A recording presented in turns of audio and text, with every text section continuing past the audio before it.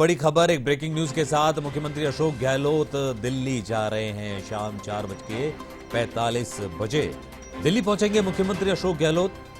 तो राहुल गांधी की सदस्यता रद्द हुई है, संसद सदस्यता। तो सीएम भी पहुंच रहे हैं कांग्रेस के प्रदर्शन में हिस्सा लेने के लिए दिल्ली। तो मुख्यमंत्री अशोक गहलोत दिल्ली रवाना हुए हैं और दिल्ली में राहुल गांधी की जो संसद सदस्यता रद्द हुई है उसको लेकर जिस तरह से कांग्रेस की तरफ से विरोध किया जा रहा है, प्रदर्शन किया जा रहा है, जो आंदोलन किया जा रहा है, जो एक्टिविटीज हो रही है, उसमें मुख्यमंत्री अशोक गहलोत शामिल होंगे।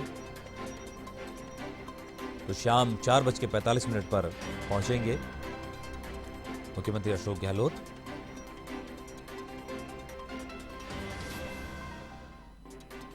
आज उनका व्यस्त कार्यक्रम था। निवाई टोंक उन्होंने विजिट की थी, लेकिन अचानक से जो ये घटनाक्रम हुआ जिसने देश की सियासत में एक भूचाल ला दिया, एक तरह से राहुल गांधी को लेकर जो फैसला हुआ, अब उसके बाद मुख्यमंत्री अशोक गहलोत दिल्ली के लिए रवाना हुए। तो क्या कुछ और अपडेट है इस मामले में, हम सीधा रुख करते हैं हमारे A1 संवाददाता दिनेश कसाना का। जी दिनेश, मुख्यमंत्री अशोक गहलोत का अचानक से दिल्ली जाने का कार्यक्रम तय हुआ है, तो क्या उनका प्रोग्राम रहेगा दिल्ली के लिए और आगे उनकी क्या शेड्यूल रहेगा? देखिए, अपडेट है कि मुख्यमंत्री अशोक गहलोत स्टेट हैंगर पहुंच गए हैं और कुछ ही देर में यहां से दिल्ली के लिए रवाना हो रहे हैं। दिल्ली में आज एक बैठक बुलाई है मल्लिकार्जुन खड़गे की ओर से, जो कांग्रेस पार्टी के राष्ट्रीय अध्यक्ष हैं। क्योंकि बैठक पहले से बुलाई गई थी, प्रस्तावित थी, और उससे पहले ही राहुल गांधी की जो लोकसभा की सदस्यता है वो खत्म कर दी गई है। तो ऐसे में अब पार्टी की क्या रणनीति रहेगी, इन तमाम पहलुओं पर किस तरह से पार्टी की रणनीति रहेगी, क्योंकि मुख्य रणनीतिकार कांग्रेस पार्टी के मुख्यमंत्री अशोक गहलोत माने जाते हैं। चाहे ईडी के प्रकरण के समय दिल्ली में मुख्यमंत्री अशोक गहलोत ने मुख्य भूमिका निभाई हो, या फिर अन्य मुद्दों के समय भी जिस तरह से पार्टी में एक मुख्य रणनीतिकार के रूप में रहते हैं। तो ऐसे में दिल्ली में जाकर मोर्चा मुख्यमंत्री अशोक गहलोत अब संभालेंगे।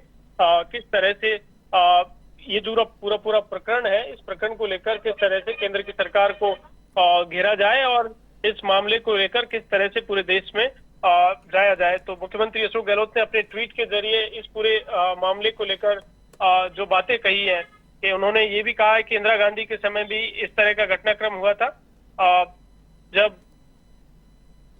केंद्र की जो सरकार है उसको मुंह की खानी पड़ी, और अब फिर से केंद्र सरकार ने जिस तरह से राहुल गांधी के खिलाफ भी एक्शन लिया है, लोकसभा की सदस्यता खत्म की गई है, एक तानाशाही बड़ा उदाहरण उन्होंने बताया है।